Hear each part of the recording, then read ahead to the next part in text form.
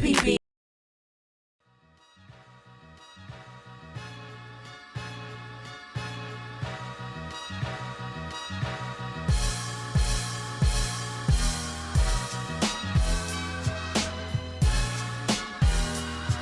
Hi everybody, this is A Moment with HollyHood.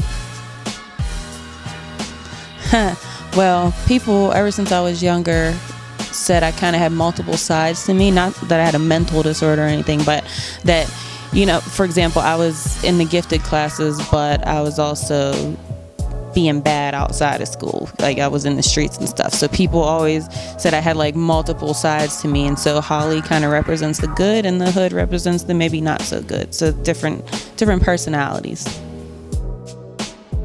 Oh, HollyHood, she does a lot of things. She's an artist, so she writes songs, she promotes shows, she produces shows, she promotes events, she consults with artists, she does kind of whatever she wants to do. It was probably around 1990. Roundaway Girl, LL Cool J, one of my favorite hip hop songs ever. My sister hates that song. Shout out to my sister Pam. Yeah, so it was around then. So I was hearing songs like Roundaway Girl, and then in the early 90s, Leaders of the New School, Tribe Called Quest, Black Sheep, What's the Scenario was definitely my favorite. Definitely. Pink Elephant Productions is the name that I use for when I promote shows or I produce shows or I sponsor other people's events. It's just a company that I came up with, and I used Pink Elephant because people they would notice a pink elephant. If you went to a zoo and you saw a pink elephant, you would be like, oh my God, there's a pink elephant, and you would want to know about it.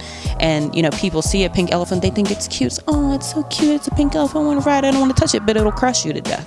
So it might be nice. It might be cute. It might look friendly, but it's really a force to be reckoned with.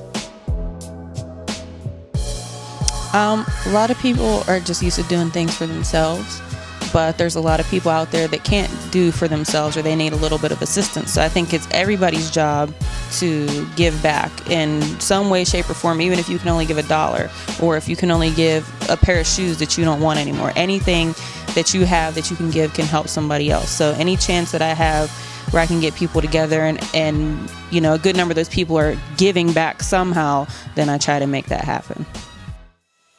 I have mixed feelings. At some points in the day I love it, other points in the day I hate it. There's a lot of cliques out there, as many of us probably know. And I mean, it's good to have teams and support your people, but just like within like in high school days, having cliques can also be bad because it keeps people separate, and it often creates rivalries that aren't beneficial. So it's one thing, if you have cliques or groups or teams that are, competing against each other to try to be better or, for positive reasons. But it just seems like, we have a lot of cliques that find ways to keep themselves separate from other people. And I don't think that's just a Pittsburgh thing. I'm just speaking from my experience and from what I know. But let me add the button there. But at the same time, we have a lot of good artists too, and there are a lot of good people out there that do want to work with people and that are consistent. So, it has its ups and its downs, its goods and its bads. It's just like any relationship, So you want to be in Pittsburgh hip hop, it's a relationship you have to want to be in. And you got to give a little, you got to take a little. You got to take the good with the bad.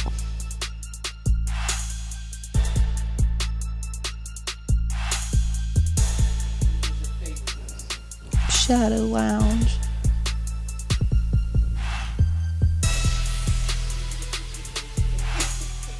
I am an orphan, a Shadow Lounge orphan. Yeah, I think that was my favorite. I liked Mosaic too. I performed there with Lady Homie, and that was fun. I mean, everybody probably did about 30 shows there in like summer of 2010, but but yeah, Mosaic and Shadow Lounge.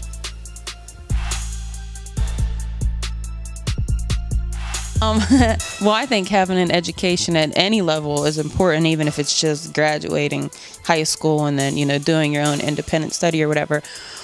But because I'm nosy and I always want to know about everything, I continued my education so I can learn about more stuff that I'm interested in. And, having degrees gives you credibility. So even if you know something, just having that piece of paper that shows, yes, you know it, gives you credentials that someone else who might know the same thing doesn't actually have. And then also being a mom and an artist, I feel like it's important to show other people you don't have to be just one thing. You can better yourself and still work on your craft. You can still take care of your kids. You can still do other things while working on yourself and making yourself better.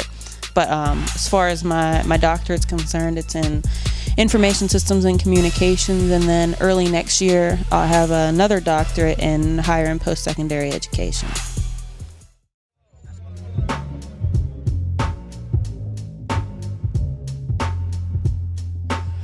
I think the roles are only slightly changing, or the way that people include us is slightly changing. I don't think it's changing as rapidly or as forcefully as I would like it to, but some change is better than no change. And, we know that a lot of times people have a problem with change, so they fight it.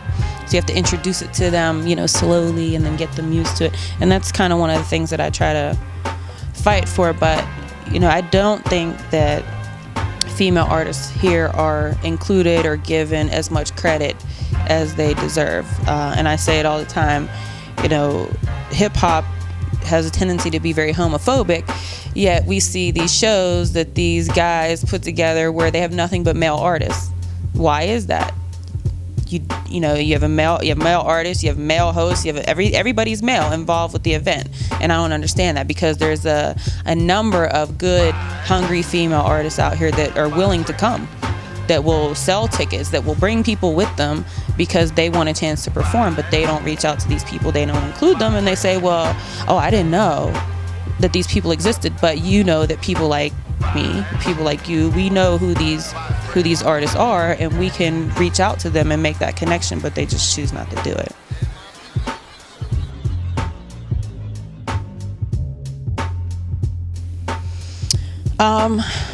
Being persistent and assertive and not taking no for an answer, and telling myself that if somebody tells me no or that I can't do something, then I go do it for myself anyway.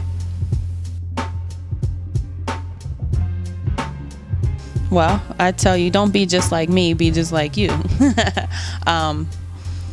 But I have had some younger female artists reach out to me, or I've reached out to them because I noticed them and thought that they, were good or whatever. And I just tell them, I'll work with you. If you want me to listen to your music, give you feedback, whatever, I'll do it, because I feel like that's my job, particularly with the young female artists, because I didn't have that. I didn't have somebody to sort of look up to as a mentor, at least not a female. And I think that's very important. And it's important to show them, you don't have to be overly sexual or expose your body all the time, or, only focus on this or that. For example, you don't have to choose between school and music. You don't have to choose between having a family and doing music. I was put in a situation several years ago where I had to choose between a relationship and music, and I am no longer in that relationship. So you just have to do what feels good to you and do what you love, regardless what anybody tells you. Shout out everybody. Definitely shout out JPB TV and Button Pusher. Shout out Kelly May. Shout out Lady Hami. Shout out Pretty Chrissy. Shout out Kiki Lyrics. All the females in Pittsburgh that are doing anything. Shout out my cousin Mr. Scrap. Shout out Rough Bone at the Plug. Who else? Everybody, I guess. I don't know. Yeah, I'm on HollyHood156.com. Really simple, pretty easy. All my stuff is usually HollyHood156.